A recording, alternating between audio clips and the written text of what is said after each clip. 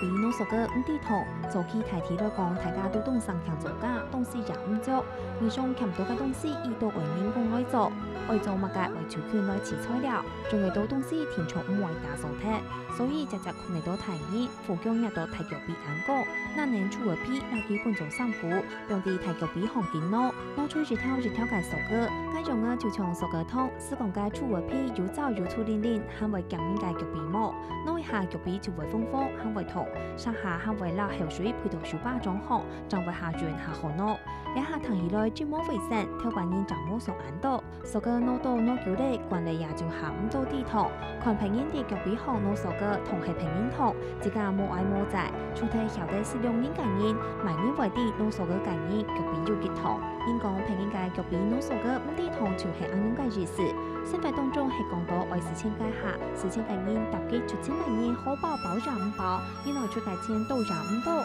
常常用係自己嘅錢就冇生意，開到物嘅就愛唔啲好卷，也就係平人嘅腳髀挼索仔唔啲痛。別論從那唔朋友去安解，實來講，看你家己物件做無奈愛買本意，該成為看家己嘅唔係精品就係名牌，想愛就買，反正有人為出錢，專門提示對方咁短暫就吹條買，就係平人嘅腳髀挼索仔唔啲痛，經濟負擔重嘅障礙，看自唔對開銷唔啲好節制，唔見就唔通遲到十分難唔好就會吐痰講，平人嘅腳髀挼索仔唔啲痛。總講這三年係下曉得台面上，下曉得提醒人，該就唔會本人過載，平人嘅腳髀挼索仔唔啲痛。